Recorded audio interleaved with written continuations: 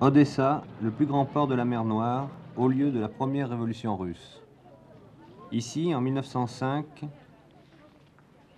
sur cet escalier, le fameux escalier Potemkin, 2000 insurgés furent massacrés par les policiers tsaristes. Pour peu que leur voyage les entraîne sur les bords de la mer Noire, les touristes français ne manquent pas de remonter ces marches au moins une fois. Nous nous sommes installés là pour les attendre et pour les rencontrer. Pour une fois, nous avons renoncé à notre regard pour emprunter le leur. Vous ne connaîtrez d'Odessa, de l'Union soviétique, que leurs impressions de 8 jours, 15 jours ou un mois de vacances. Leurs premières rencontres, ce sont souvent leurs voitures qui les suscitent.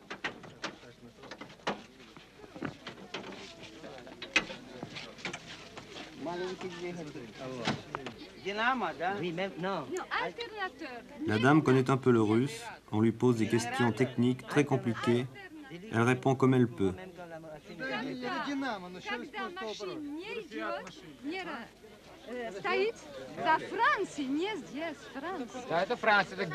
On lui demande le prix, 1600 roubles.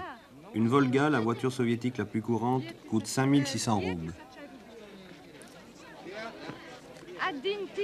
1600 рублей. Москвич.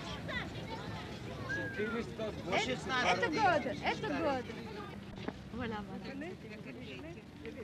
S'ils ont choisi, comme cette Parisienne, de voyager sans souci, une guide de l'Intourist, l'agence de voyage soviétique, est venue les accueillir à l'aéroport. Elle sera, pour quelques jours, leur compagne de promenade.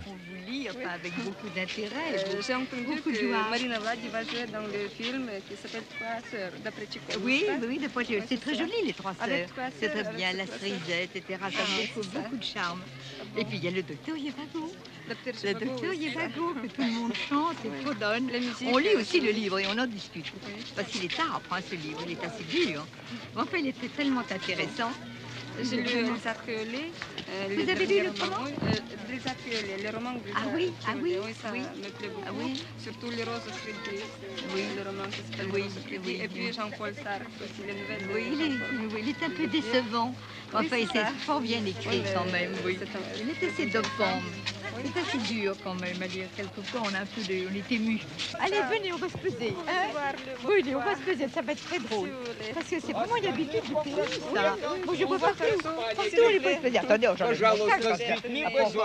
verra tout de suite que je pèse 10 kilos de plus. Voilà.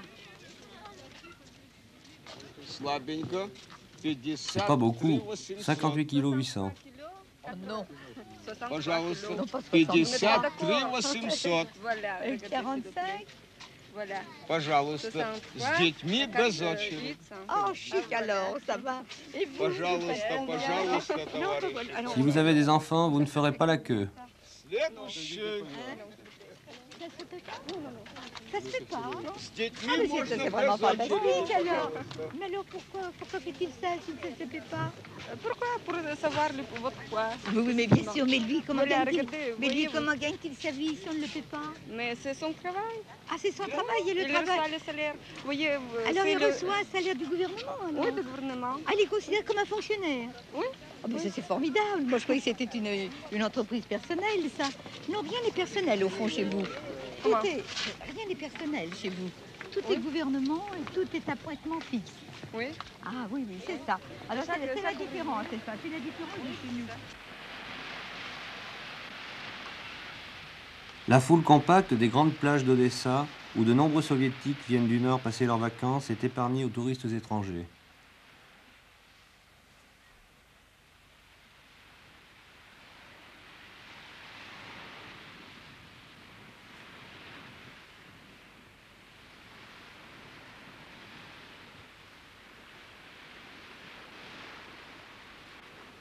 Ils ont leur plage privée, un peu à l'écart, la plage de l'Intourist.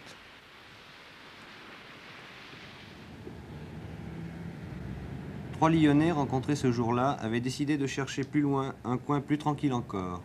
Nous les avons suivis jusqu'à la porte de la ville, qu'ils n'auraient dû franchir, d'après leur emploi du temps officiel, que le lendemain pour se rendre à Kiev. Hein? Je sais pas. Il parle avec la voiture à côté. Ми шукаємо пляжу, щоб йти купатися. Добрий день. Добре, ми шукаємо пляжу, щоб йти купатися. Ага. Маршрут є у вас? Нема. Как нет маршрута? Ми є в Одесі в готелі. Я понимаю, но должен быть маршрут. Qu'est-ce qu'il veut? Il veut la trace, l'itinéraire. Маршрут следует есть сюда, нет? На проезд. Ні, ми Разрешение. тільки шукаємо пляжу, щоб купатися і назад вийдемо до готелю. Вниз с левой стороны, 500 метров. Ага. Вот тут- с левой тут- стороны, тут Кабудинка, там- с левой стороны. Тут да. ми шукаємо Лузановська. Во-во-во, вот это. Ага, то там. Ага, далі не можна. Et on peut pas sortir de la ville? Non, non, il faut aller à la plage à 500 mètres derrière.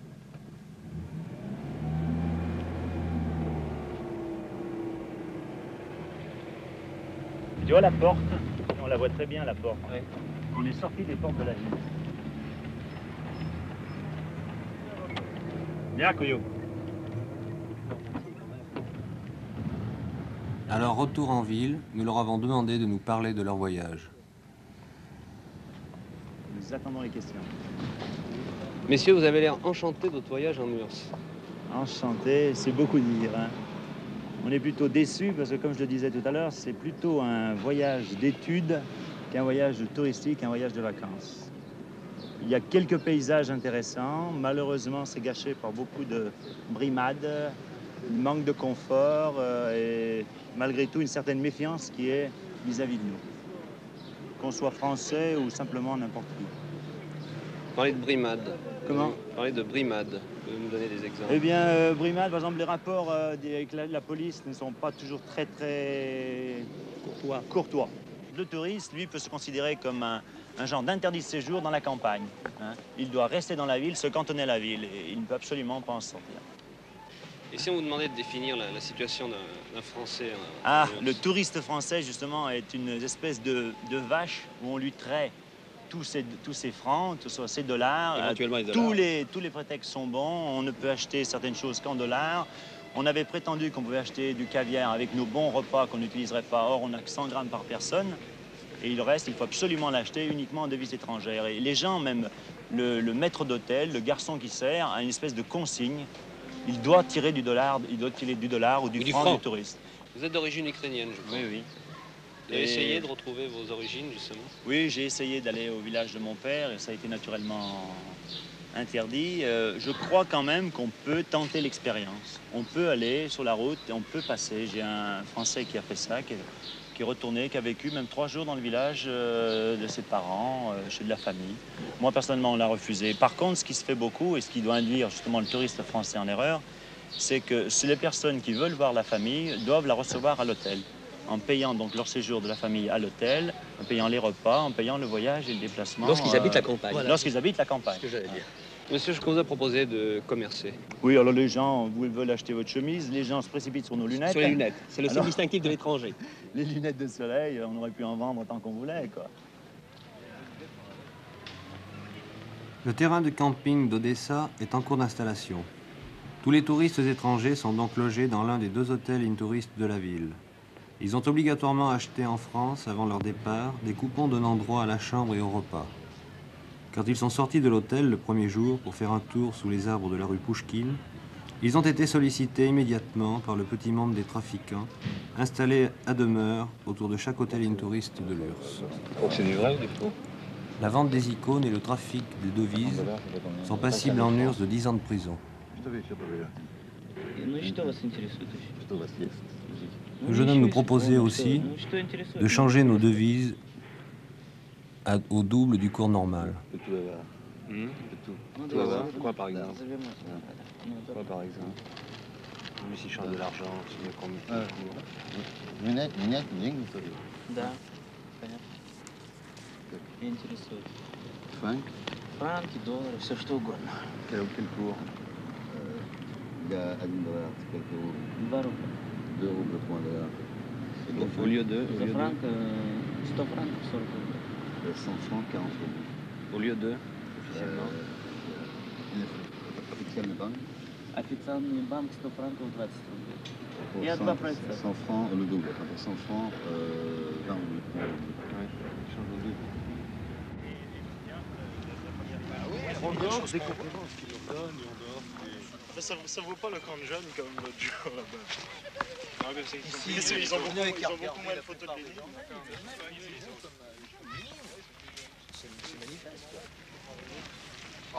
C'est dans un camp de pionniers que nous avons rencontré la promotion sortante de l'école centrale. Une de ces remarquables colonies de vacances où 80% environ des enfants soviétiques passent un mois chaque année.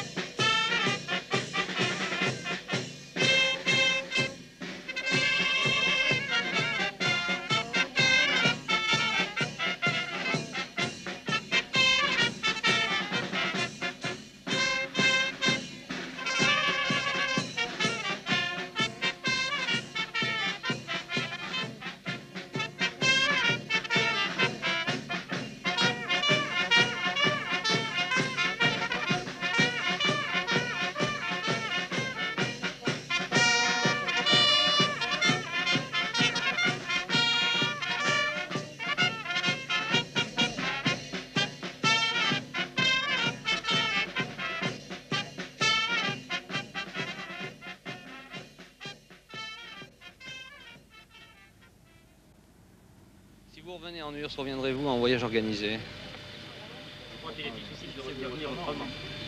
On reviendra. Vous pensez qu'il est difficile de revenir autrement? Si, il y a des gens qui viennent... il y a des gens qui viennent individuellement, mais enfin, ils ont à peu près les mêmes contraintes que ceux qui viennent en voyage organisé. C'est-à-dire qu'ils doivent donner leur itinéraire à l'avance à l'Intourist, enfin, parfois subir un guide de l'Intourist. Par conséquent, individuellement ou en groupe, c'est à peu près la même chose. Et vous êtes ingénieur, par exemple, avez-vous visité des usines? Oui, on a visité des usines. Avez-vous demandé à le faire au départ? Pardon? Avez-vous demandé à le faire? Oui, on était forcés de le faire, puisque c'était un voyage d'études, de fin d'études, on était donc forcés de visiter un certain nombre d'usines. Alors de la même façon, on avait proposé un certain nombre d'usines à visiter, aussi bien à Leningrad qu'à Kiev, qu'à Odessa, qu'à Moscou.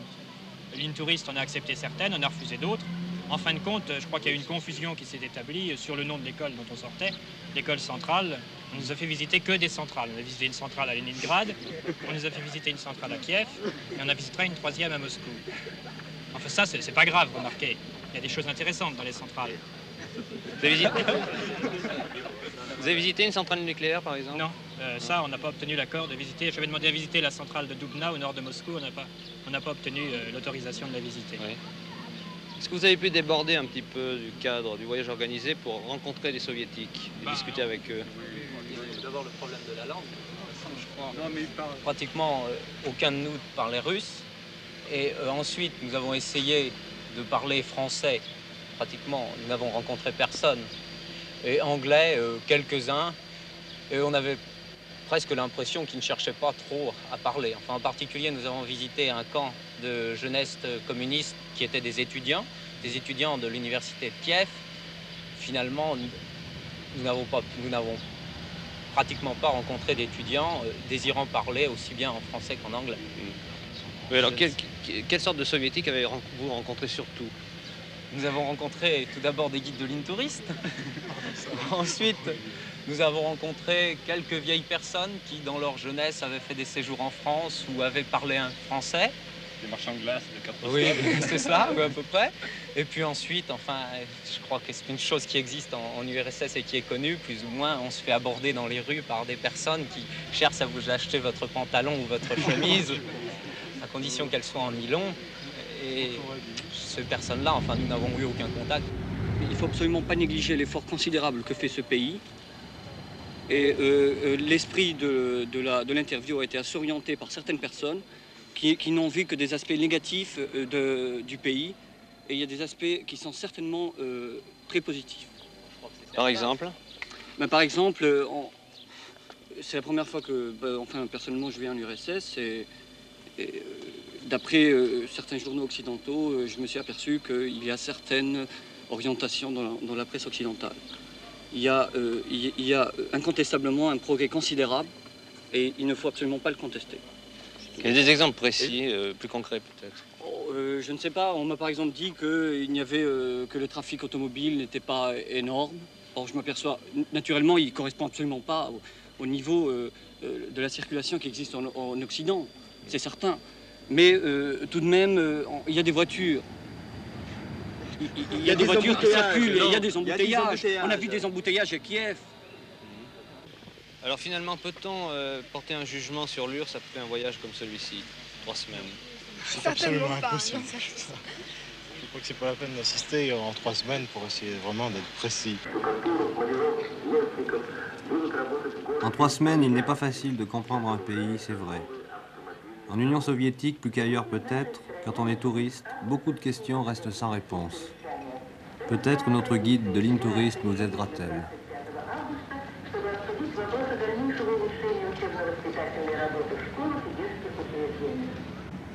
Aimez-vous qu'on vous pose des questions?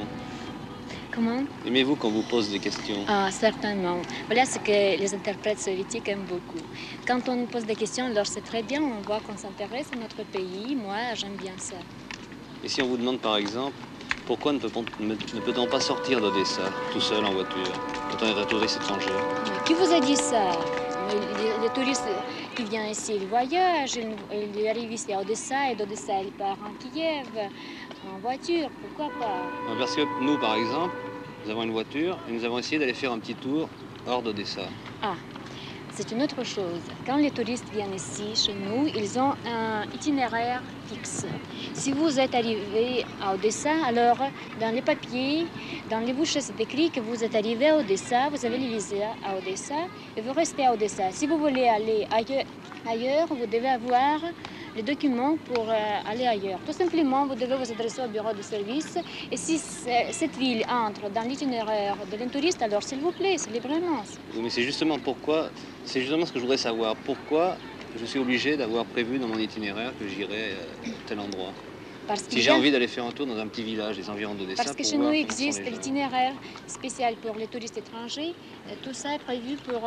c'est notre loi, notre pays, c'est les règles intérieures de notre pays. C'est comme ça que nous avons fait l'itinéraire dans notre pays, parce que nous ne voulons pas que certaines villes, certains objets, de point de vue industriel ou politique, seront visités par les étrangers.